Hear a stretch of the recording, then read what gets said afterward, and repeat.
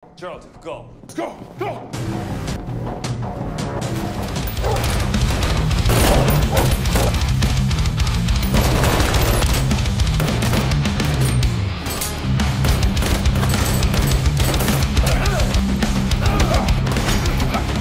Ini tentang kisah yang jauh di bawah tanah. Sekelompok tentara bayaran terlibat konflik yang melibatkan 3 negara. Berjuang, bertarung, dan bertahan hidup jauh di bawah tanah. Tentang bertahan dan bagaimana keluar dari neraka ini. Saat musuh terlalu banyak, saat harapan sudah tak ada lagi. Apakah pria ini mampu dan bertahan melewati misi tak masuk akal ini? Inilah Checkpoint. Tanpa lama-lama, yuk kita gaskan!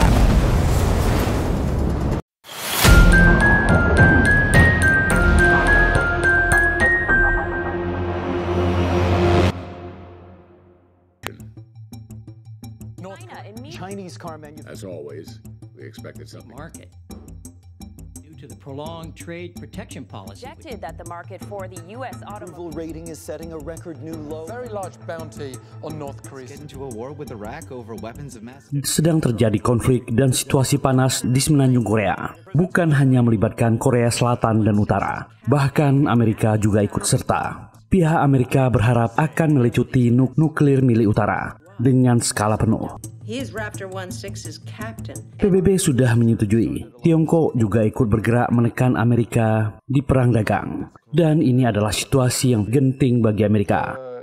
Hari ini pemilu Amerika akan diadakan. Presiden petahana yang mencalonkan diri lagi, McGregor, yakin jika operasi denuklirisasi ini berhasil, dia akan menang pemilihan lagi. Dan kebetulan di utara sedang ada pemberontakan. Pemimpin tertinggi mereka, King, dikabarkan meninggalkan utara dan diberi bounty yang tinggi oleh pemerintah Amerika. Dukungan untuk McGregor makin rendah, kepercayaan publik menurun. Jika dia tak berhasil melucuti nuklir utara, mimpinya berkuasa lagi akan hilang. Dan CIA sudah siap dengan operasi ini. Dipimpin langsung oleh Direktur McKenzie. Mereka harus berhasil melaksanakan misi ini. Batas waktunya hanya 4 jam. CIA memakai tentara bayaran profesional yang berasal dari berbagai negara. Walau sempat diragukan, McKenzie yakin pilihannya tepat. Mereka dipimpin oleh Kapten Eheb. Dan reputasinya tak main-main. Selama 6 tahun terakhir, CIA sudah memakai jasanya. Orang ini tak pernah gagal, tepat waktu, dan tak ada jejak. Orang ini bekas pasukan khusus Korea Selatan. Dan inilah Eheb alias Jong-woo. Dan pria ini bernama Logan, ahli IT dan hacking dari CIA yang mendampingi mereka di misi ini. Dan pria ini bernama Marcus, tangan kanan Eheb. Mereka sedang berada di ruangan khusus. Eheb melihat profil Logan dan memantau pergerakan pemilu Amerika. Di setelit sebuah mobil lapis baja datang. Eheb segera bicara dengan timnya. Target akan memasuki lokasi, mereka akan bersiap dalam 10 menit. Logan memberikan detail misinya. Yang datang adalah Jenderal Yong Taek-ri, Menteri Pertahanan Utara, akan mengadakan pertemuan rahasia dengan Komandan Gabungan Selatan. Tim mereka, Raptor 16, akan menculik dan memindahkannya hidup-hidup. Eheb pun memberi Logan masukan. Dia adalah pemula di misi ini dan memberitahu protokol bagaimana jika ada anggota yang terluka dan apa yang menjadi prioritas.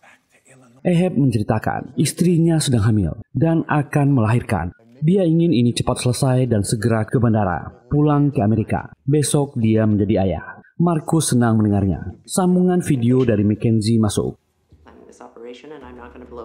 Dia bertanya soal konvoi dan keadaan di sana. Eheb protes. Awalnya pertemuan akan diadakan di sebuah hotel mewah di selatan, tapi dipindahkan ke bunker bawah tanah GDM di perbatasan utara. Dia protes tak ada sinyal telepon di sini. McKenzie menjelaskan bunker ini milik utara saat Perang Dingin. Dirancang untuk menginvasi Korea Selatan. Keseluruhan area sudah direnovasi untuk tempat pertemuan. Tempat itu tertutup dan memblokir sinyal. Itu membuat Eheb kesal. Dia melemparkan HP-nya ke Logan. Memintanya untuk mendapatkan sinyal, hubungi nomor itu sebelum operasi dimulai. McKenzie meminta tunjukkan tim yang lain. Semua anggota tentara bayaran sudah di lorong dan mempersiapkan senjata. Pihak utara sudah masuk, tapi angle kamera tak bagus. Mackenzie meminta data yang lebih valid, meminta sudut kamera yang lain. Waktunya 5 menit. Semua tim sedang merangkak menuju lokasi. Eheb pun memasang peralatan dan memberi pengarahan pada timnya. Dia memberi masukan untuk Logan. Jika perang pecah, ingatlah untuk mematuhinya. Tiba-tiba Marcus berteriak. Dia mendapatkan sesuatu. Dan sebuah misil menyerang selatan. Sky Shield Selatan segera menyerang dan terjadi ledakan di udara. Panggilan video Mackenzie masuk. Utara menembakkan misil dan dicegat segera. Kapten Eheb ingin dievakuasi segera. Mereka 5 menit dari utara. Jika perang pecah, mereka tak akan selamat. Mackenzie menolak. Dan tiba-tiba Eheb merasa aneh. Ternyata pihak Amerika lah yang meluncurkan rudal. Dan mereka juga yang mencegahnya. Mackenzie mengaku itu untuk meningkatkan intensitas dan konflik di pertemuan ini. Bisa menjadi alasan yang kuat bagi Amerika untuk menyerang fasilitas nuklir utara. Eheb kesal. Wanita ini sangat licik. Dia akan melakukan apa saja untuk menyukseskan misinya. Dan Gedung Putih juga setuju. Media di seluruh dunia heboh menyiarkan penyerangan misil utara. Apalagi pemilihan Presiden Amerika hari ini. Suara dan dukungan McGregor semakin menipis. Tapi jika pelucutan nuklir ini berhasil, McGregor pasti menang. Geralt, tim lapangan, mendapatkan gambar lain dan melapor pada kaptennya. Eheb melihat visualnya. Dia kesal sudah dikerjain Mackenzie. Ini tak sesuai dengan misi. Jika ini berhasil, Mackenzie akan promosi dan mereka tak mendapatkan apa-apa. Eheb meminta bayaran lebih. Mackenzie menolak. Mereka sudah menandatangani kontrak.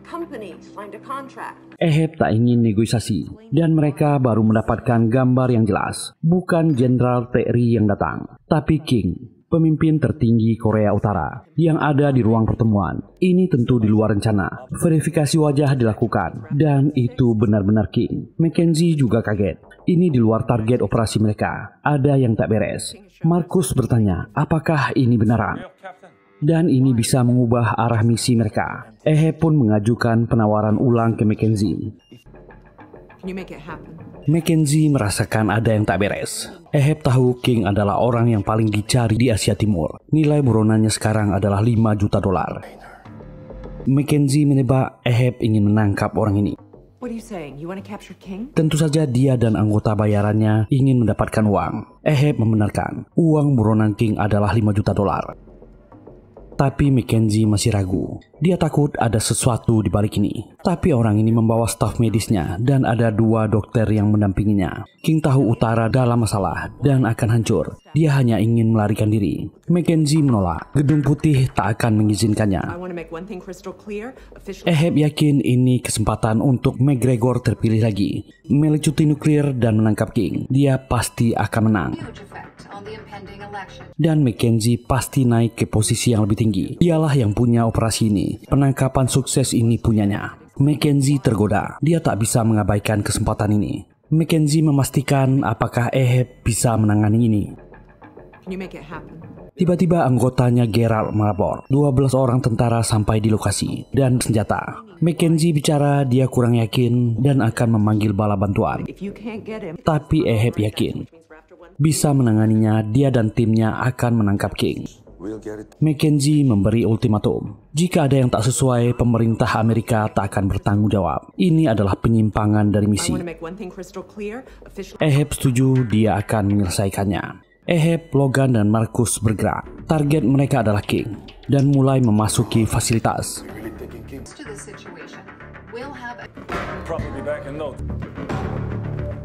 Eheb memberi arahan kepada timnya. Semuanya bersiap. Misi ditambahkan. Mereka akan menangkap King.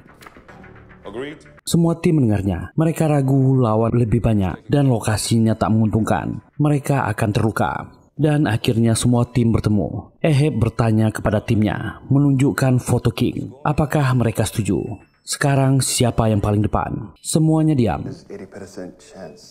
Dimitri menjawab yang paling depan kemungkinan akan tewas. Semuanya rata-rata menolak. Eheb menawasi Jose, anggotanya yang baru bergabung. Tapi dia juga ragu. Eheb mengajaknya bicara berdua. Mereka semua senasib. Ini adalah kesempatan di depan mata mendapatkan King. Ingatlah Jose punya keluarga di Kuba yang harus diberi makan. Dia bisa pensiun dan kembali setelah misi ini selesai. Dia tak perlu misi militer lagi. Tiap malam dengan keluarganya. Dia yang tercepat. Mereka akan melindunginya habisi 2 musuh di depan. Akhirnya Jose setuju. Berjanjilah dia bisa pulang setelah ini. Eheb memberi instruksi. Jose di depan. Mereka akan melindunginya dari belakang. Tak boleh ada yang terluka. Dan misi dimulai. Senjata disiapkan. Dan Logan berhasil mencari sinyal. Dia punya waktu 3 menit tiap 40 menit. Dan Eheb menerima telepon istrinya. Memintanya cepat datang ke rumah sakit. Dan ada panggilan Sela di radio dari Mackenzie. Tim mereka ditolak. Bala bantuan akan datang dalam 5 menit lagi. Merekalah yang akan menangkap King. Eheb protes. Ini adalah misinya. Tapi Mackenzie ingin bermain aman. Tiba-tiba fasilitas Mackenzie didatangi. Ada interupsi dari atasan. Mackenzie panik memerintahkan orang-orang itu tak boleh masuk. Dan dia terpaksa meminta Eheb melanjutkan misi. Eheb melanjutkan telepon dengan istrinya. Dia akan menutup telepon. Istrinya memintanya berjanji. Tinggalkan pekerjaan itu setelah anak mereka lahir. Geralt meminta ini segera dilakukan. Orang utara membawa anjing dan sudah mencium bau mereka. Mackenzie berteriak lakukan sekarang atau tidak sama sekali. Eheb berjanji ke istrinya, tapi sinyal kembali hilang. Dan misi dilakukan. Jose maju di depan. Baku tembak terjadi. Tentara utara berjatuhan. King dan orang-orangnya berlindung di dalam ruang kaca. Geralt segera memasang bom.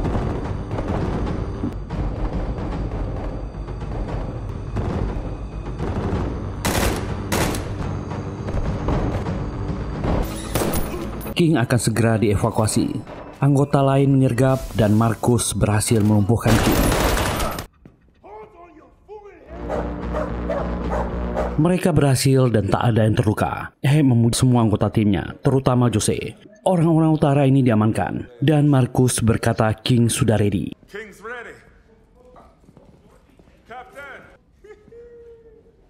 Eheb segera melapor pada Mackenzie. Wanita ini senang. Sebentar lagi mereka akan memberi pernyataan resmi. Hanya King yang ikut dan habisi yang lain.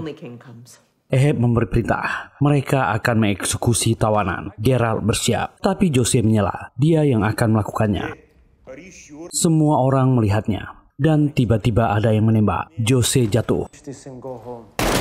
Ternyata ada tentara Korea Utara yang masih hidup. Membuat Eheb emosi dan berteriak. Mereka segera memberi pertolongan pertama. Jose meregang nyawa. Eheb segera menghubungi Mackenzie. Apa ada medis di tim bantuan evakuasi? Mackenzie menolaknya. Mereka tak bisa membantu. Pengumuman akan dilakukan sebentar lagi. Meminta mereka segera ke titik penjemputan.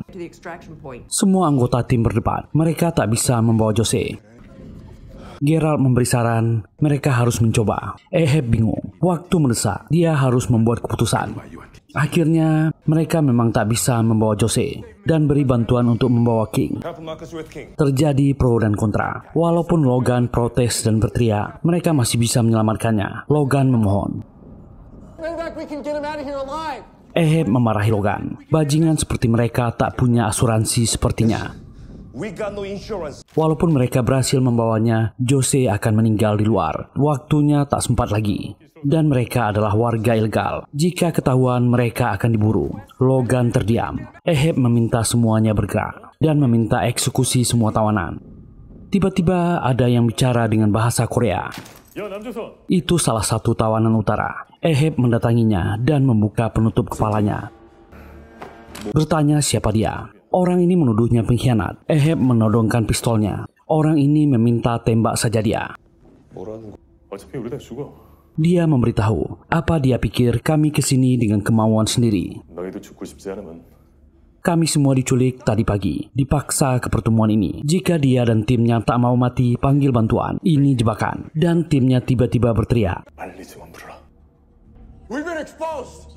Di TV menyiarkan berita mengejutkan dari semenanjung Korea. Korea Utara menyatakan tentara bayaran yang disewa CIA telah menghabisi pemimpin tertinggi Utara King 10 jam yang lalu. Laporan menyebutkan tentara bayaran telah dilumpuhkan oleh pasukan Utara. Mereka kaget, mereka dijebak, mereka akan diserang kapan saja. Laporan menyebutkan mereka semua sudah mati di sini. Semua tim Raptor sangat kesal. Markus meminta mereka harus segera pergi dari sini. Gerald melapor, mereka punya stok bom C4 untuk memblokir musuh. Eheb membuat keputusan. Semua tim pergi dan mulai menyiapkan bom C4. Sementara Markus dan Eheb akan mengurus King. Eheb melihat berita. CIA belum memberi pernyataan di operasi rahasia ini. Korea Utara akan membalas mereka yang terlibat dan akan siap berperang dalam 1 jam. Mayat King dan para tentara bayaran akan diperlihatkan sebagai bukti. Kamera pengintai berbentuk bola berputar di terowongan dan bersiap menunggu musuh. Dan tiba-tiba lampu mati. Tak lama lampu kembali hidup dan serangan dimulai. Gerald melapor, musuh menyerang. Mereka banyak dengan persenjataan yang lengkap. Media juga melaporkan Korea Utara siap dengan serangan nuklirnya. Eheb bingung dan memanggil Markus agar pergi. Markus meminta Logan untuk menghabisi tawanan. Di lorong, baku tembak terjadi. Kamera pengintai diluncurkan dan Eheb melihat jumlah musuh yang banyak.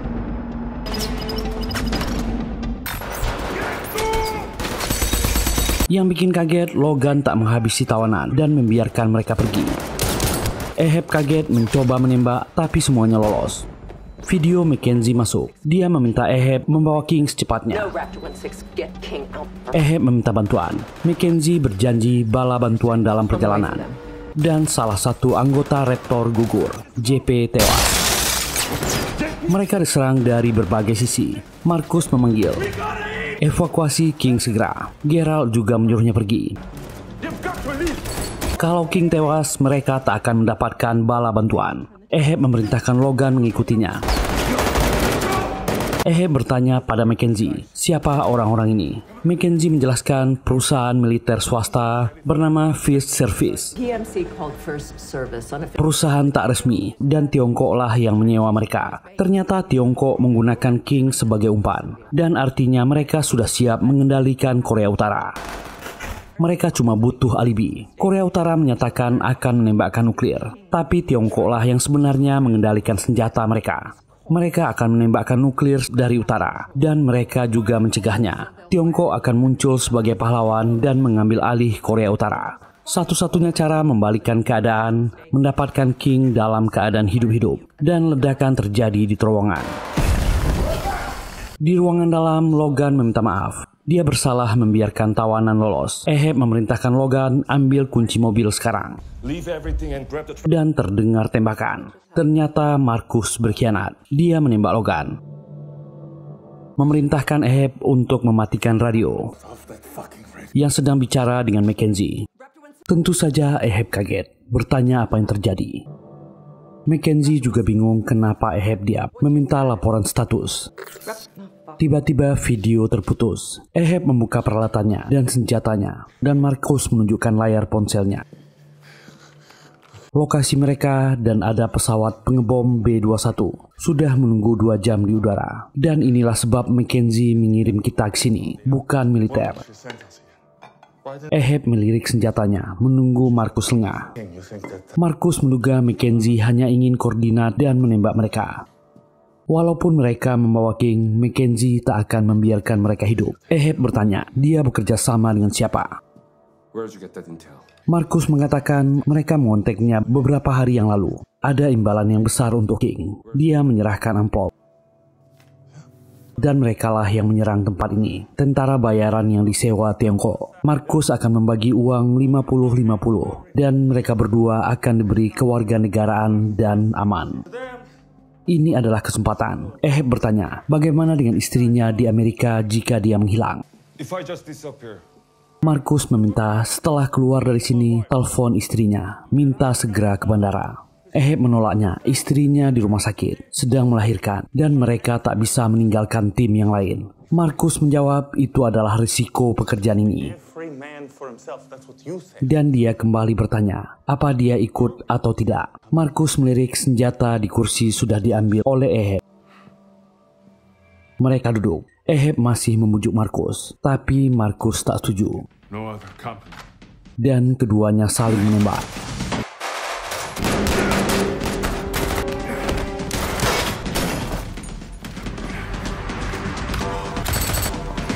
Markus berteriak, mereka tentara bayaran yang bekerja untuk uang.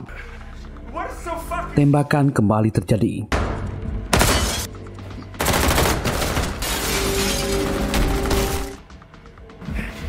Eheb berusaha menjauh dan mencari Markus.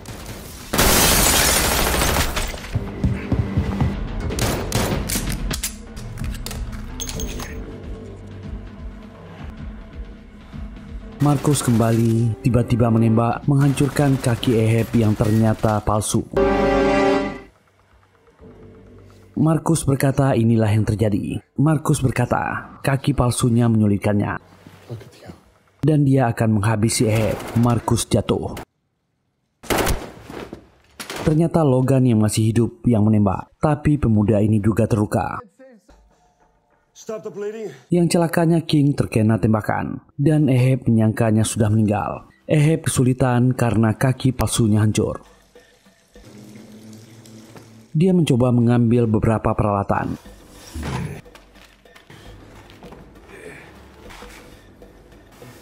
Mengobati kakinya yang terkena tembakan. Mencoba membuat sambungan video dengan Mackenzie.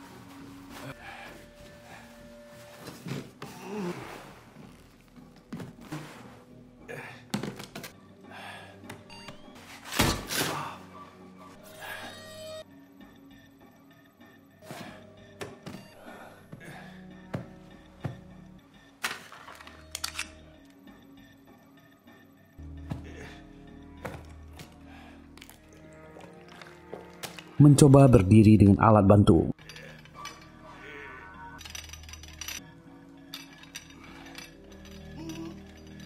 Panggilan kembali terputus.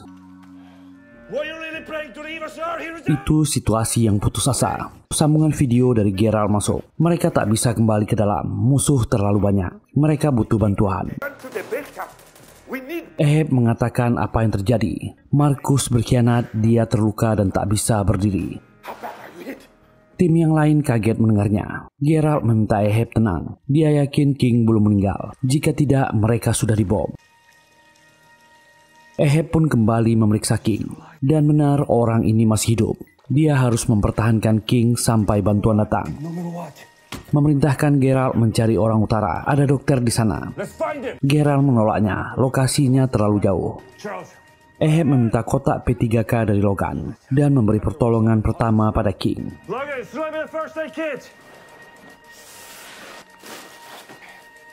Tim lain yang dipimpin Pedro ada di belakang. Eheb memintanya bergerak, melihat peta dan mencari di mana orang utara itu berada.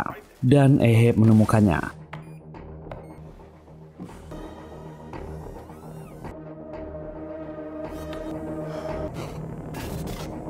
Pedro dan Nelson mengejar sesuai petunjuk dari Eheb.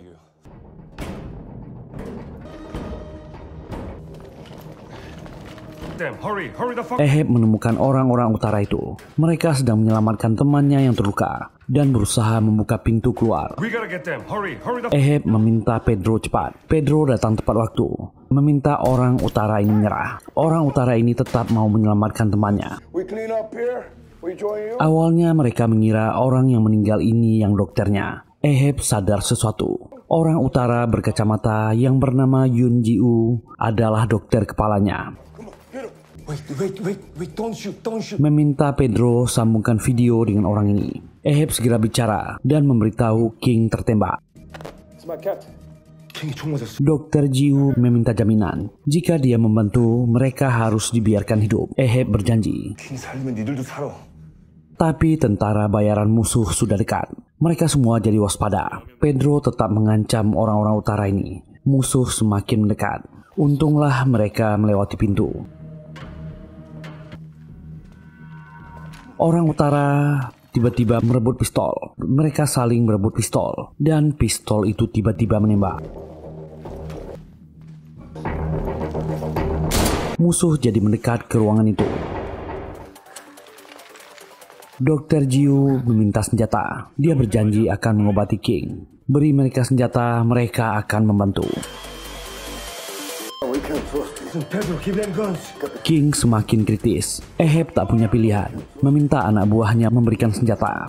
Senjata diberikan, musuh sudah menyerang. Mereka terpaksa bekerja sama. Baku tembak terjadi.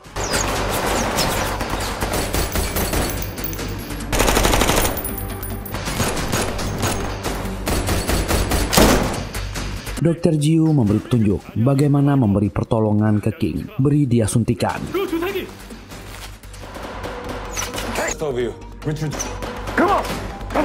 Baku tembak kacau berlanjut. Mereka berhasil melarikan diri dari ruangan itu. Sambil kabur, Dr. Jiu tetap memberi petunjuk menyelamatkan King. Suntikan diberikan.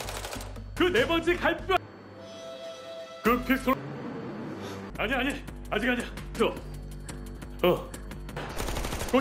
된 것 같아. 됐어. 다음. 50cc까지 침착하라. 빨리 오세요. 이제 식염수용기. Dr. Jiu berteriak, lakukan dorongan terus. 살리는 게 먼저. Top of the stairs! Dan akhirnya petunjuk Dr. Jiu berhasil. Detak jantung King kembali. Sementara tim Geralt juga diserang. Suasana sangat kacau.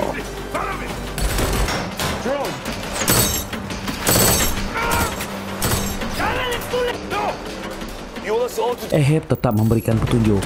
Timnya melawan. Salah satu anggota tim, Samir, tertinggal di luar. Dia tertembak. Geralt dan tim yang lain terpaksa meninggalkannya dan melempar granat. Samir meninggal.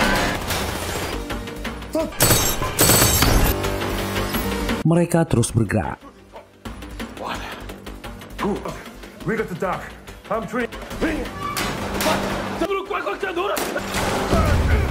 Kembali terjadi masalah. Monitor denyut jantung King jadi kuning. Dr. Jiu meminta lakukan transfusi darah. Eheb segera memeriksa. Hanya ada darah beku yang tak bisa dipakai. Sementara timnya semakin terdesak. Dia melihat kotak, ada petunjuk transfusi darah langsung. Dan kebetulan Logan darahnya O cocok dengan King. Eheb bingung, dia tak punya pilihan. Dilema jika King tewas, mereka tak akan ada yang selamat. Dia memanggil Logan dan memintanya mendekat. Logan dengan tertatih datang.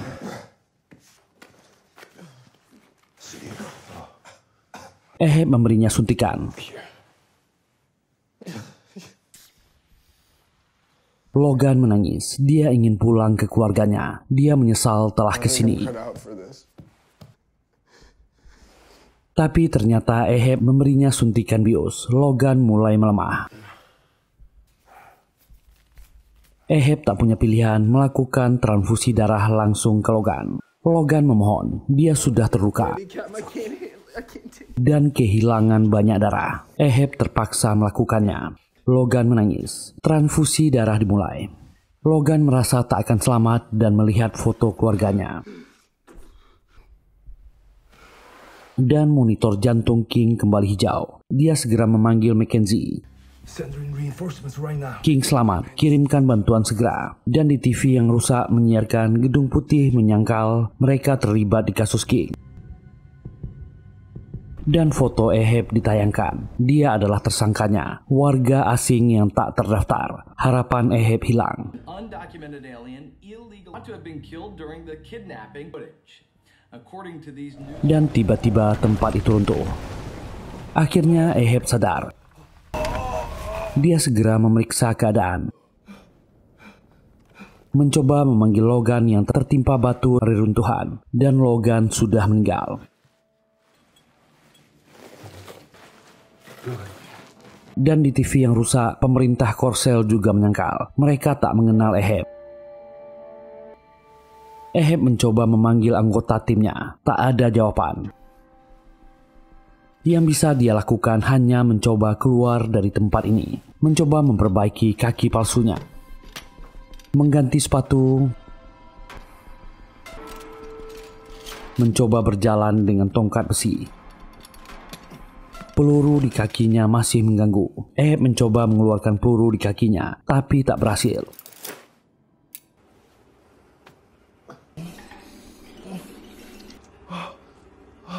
Dan panggilan dari Dr. Jiu masuk. Ternyata fasilitas itu dibom dan anggota timnya telah tewas. Kedua orang yang berjuang bertahan hidup ini saling bekerja sama. Dr. Jiu memberinya petunjuk bagaimana mengeluarkan peluru di kakinya. Dr. Jiu terus mengajak Eheb bicara agar dia bertahan dan tak pingsan. Dan akhirnya peluru itu berhasil dikeluarkan.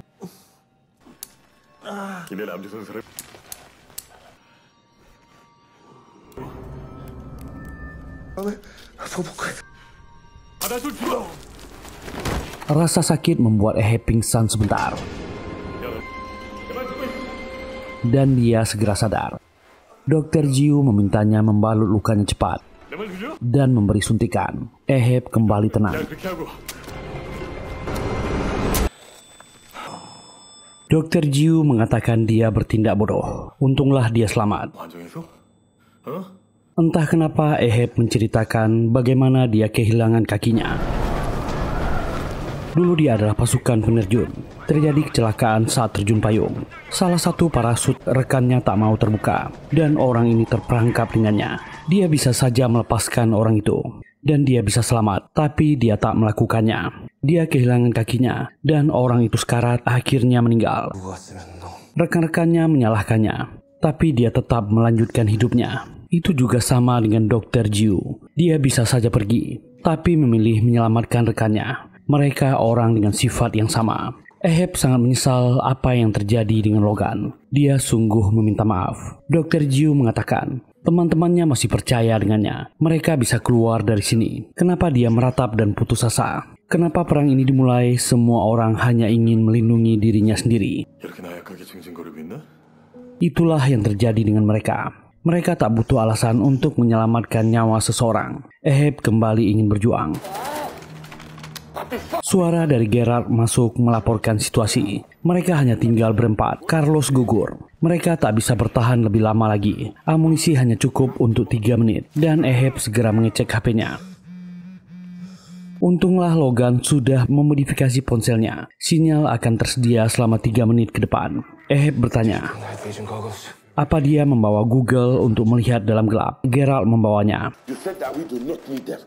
Eheb memintanya bersiap. Mereka akan keluar dari sini. Eheb memegang teknologi untuk mencari jalan keluar dengan kamera berjalannya. Dia ingin Dr. Jiu membantunya. Pergilah ke ruang kendali dan matikan lampu di B2 dan C13. Tempat pasukannya terjebak dan dia akan bertemu dengan timnya membawanya pergi. Eheb memberinya petunjuk. Turun 1 lantai terakhir, ruangan sebelah kiri. Dr. Jiu bergerak. Eheb memandunya. Dan dia mencoba menghubungi Mackenzie. Dan ternyata Mackenzie menelponnya. Eheb sangat kesal. Kenapa dia membom mereka? Dia tahu King masih hidup. Eheb sangat marah. Apa dia mau menghabisi mereka? Mackenzie pun mengiyakan. Dia terpaksa untuk membantah klaim Tiongkok dan mengubur semua barang bukti di sana. Tapi tak berhasil. Publik tak percaya. Eheb meminta bantuan. Mereka berjanji tutup mulut apa yang terjadi di sini. Mackenzie menyesal. McGregor sudah memerintahkan bom kedua, melenyapkan barang bukti. Mereka akan mengisi misil dan waktunya hanya 15 menit. Wewenangnya sudah dilicuti. Dia tak bisa memberi perintah resmi. Dan Mackenzie sudah akan diusir dari ruangannya. Dr. Jiu sudah di ruang kontrol. Dan timnya terdesak. Mackenzie memberi petunjuk. Hanya ada satu cara melewati ini. Wajahnya sudah muncul di berita sebagai tersangka penghabisan nyawa King. Jika dia selamat, itu akan mengubah semuanya. Dan ceritanya tim mereka lah yang dikirim menyelamatkan King dan disergap. Dengan itu Gedung Putih akan menolongnya. Dan McGregor terpilih kembali. Eheb pun setuju. Dr. Jiu pun mematikan lampu. Tim Eheb bergerak dan bisa menghabisi musuh-musuhnya.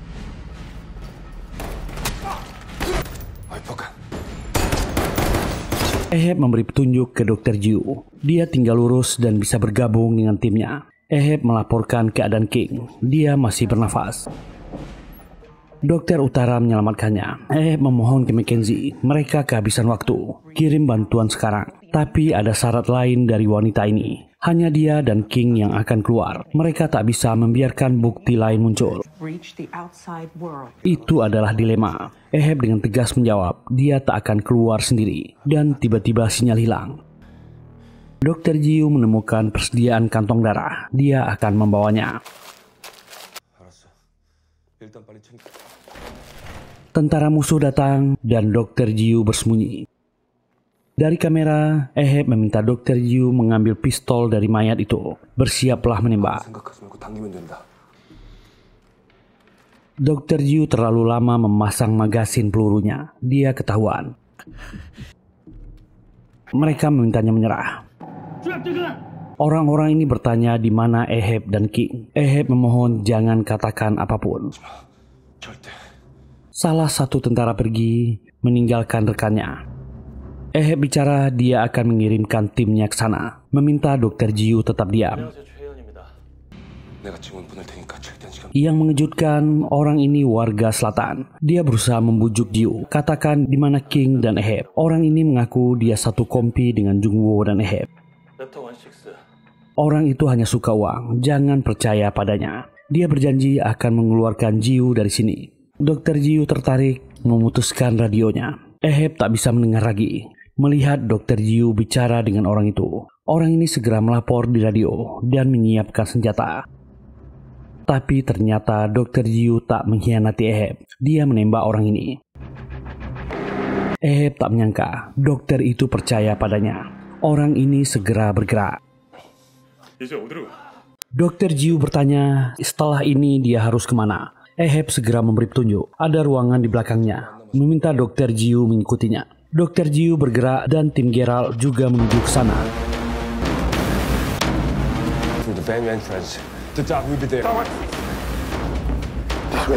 Tapi jalan terputus di depan. Dia terpaksa melewati jalan yang sempit. Pasukan Geralt juga bergerak. Dua pasukan musuh di depan. Geralt dan rekan-rekannya terjebak. Mereka menembak. Amunisi menipis.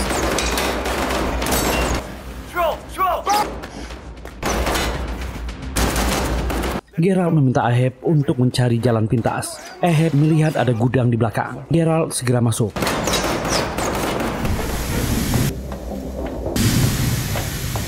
Dan di bawah Dr. Jiu, pasukan musuh berjalan. Dia menahan nafas agar tak ketahuan.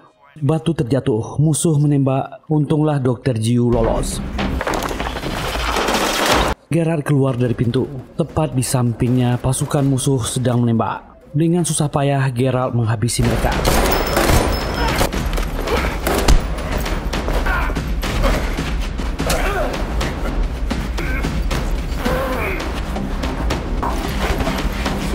Dua rekannya yang lain segera membantu, tapi musuh masih ada di depan. Eheb tak sengaja memecahkan infus King dan membuatnya terpaksa mengganti infus lagi.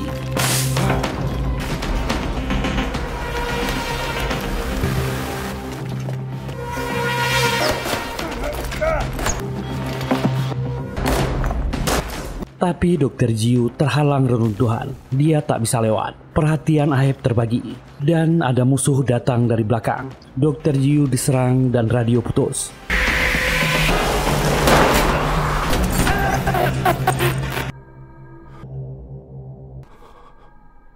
Geralt sampai di lokasi. Bertanya di mana dokternya. Eheb mengatakan sudah terlambat. Dokter itu terkena tembakan. Eheb kehilangan harapan. Apakah dia akan mati di sini? Geralt memberinya semangat. Mereka tak bisa berhenti. Mereka harus keluar bersama. Seperti Eheb menyelamatkan orang di parasut itu. Dan ledakan terjadi.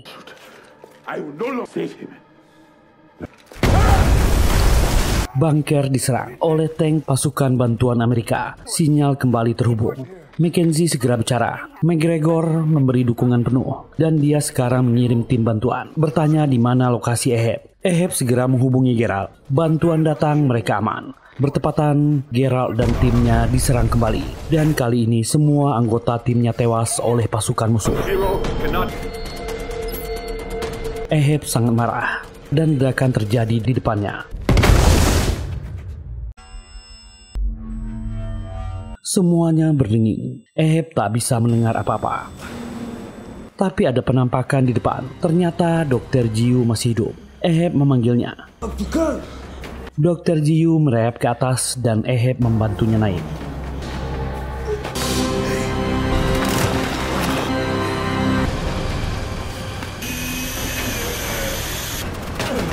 Keduanya mengambil nafas. Dr. Jiu segera mengecek keadaan King dan memberinya pertolongan, melakukan transfusi darah langsung.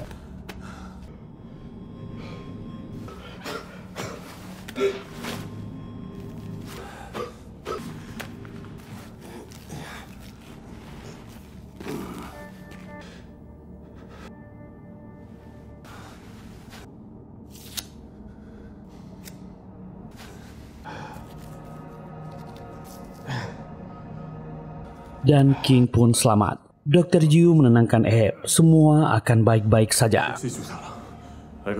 Dan ledakan terjadi.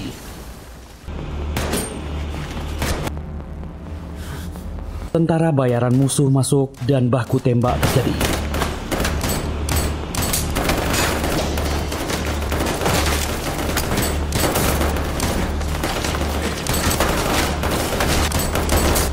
Mereka terdesak kehabisan amunisi.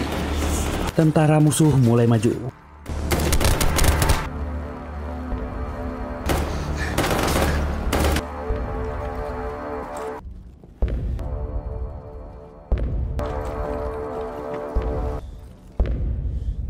Dan pasukan bantuan Amerika datang, menghabisi semua tentara musuh. Are you okay? Team engaging enemies. Echo team securing Ahab and King. Our soldiers were thrust. Affirmative. Echo team. Ahab memberi laporan ke Mackenzie dan para tentara memberi laporan ke Mackenzie. Mereka berhasil mengamankan Ahab dan King. Salah satu tentara menyapa Ahab. McGregor segera memberi pernyataan. The enemy state falsely. Mereka berhasil dioperasi melucuti nuklir Korea Utara dan menangkap King. Ahab dituntun, Dr. Jiu dibawa. Dan tentu saja McGregor segera mendapat dukungan. Persentase kemenangannya segera naik. Dr. Jiu dan Ahab melihat siaran itu. Mereka akan naik ke pesawat. Dr. Jiu dan Ahab melihat siaran itu. Nama Ahab dibersihkan. Pejuang paling depan di garis komando menyelesaikan misi menangkap King. Dia masih hidup membantah klaim Tiongkok dan akan kembali sebagai pahlawan. Ahab melihat ponselnya, ada pesan dari istrinya. Dia mencoba menelpon tapi tak ada jawaban. Staf medis menurunkan Ahab dan King dan segera melakukan pertolongan pertama.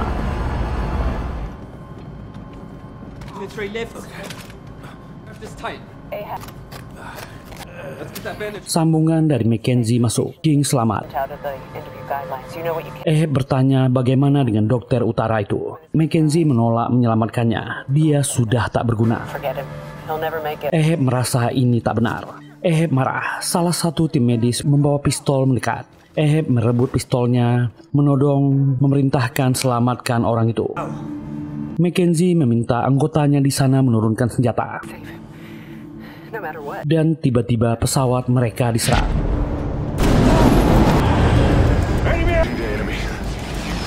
Pesawat pihak Tiongkok tiba.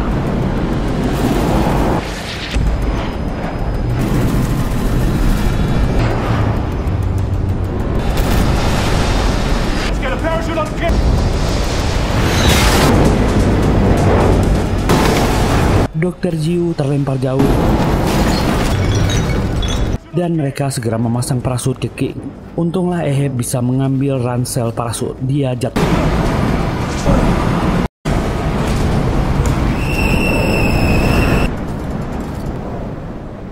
Panggilan Mackenzie masuk. Dia menunjukkan arah King jatuh. Dia ingin Ahab menangkap dia. Tolong buka parasutnya. King akan diarahkan ke laut dan dia akan aman.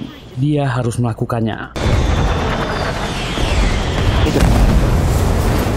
Eheb bermanuver di udara. Dia bisa menangkap King, mengambil suntikan di dalam, dan membuka parasutnya.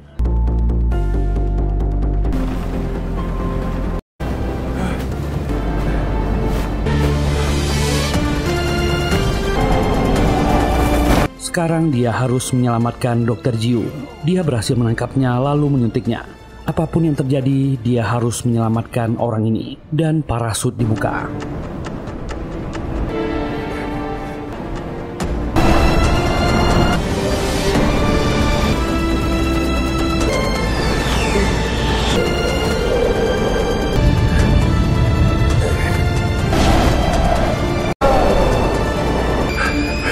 Dan dia mendarat menggunakan kaki palsunya. Eheb bangun, hari sudah hampir menjelang pagi. Eheb memanggil Dr. Jiu dan merangkak. Menemukan tubuhnya, berusaha menyadarkannya, tapi tak ada gerakan. Eheb mengira Dr. Jiu sudah meninggal, tapi orang ini membuka matanya. Eheb berterima kasih padanya, dan pesan dari istrinya masuk. Pulanglah dan temui anaknya. Eheb menangis. Dr. Jiu membantunya bangkit dan mereka berjalan. Ini adalah hadiah dan pengalaman yang tak pernah dia lupakan. Dan akhirnya film Take Point selesai. Ini tentang bertahan. Ini tentang menghargai. Ini tentang berjuang dan bagaimana meneruskan hidup. Semoga terhibur. Terima kasih sudah meluangkan waktunya di channel ini. Kalau nggak keberatan, mohon dukungan teman-teman untuk kami. Silakan tekan tombol like, subscribe, dan nyalakan loncengnya. Semoga kita semua diberi kesehatan dan rezeki yang lancar. Kita jumpa lagi di serial atau film kami selanjutnya. Bye.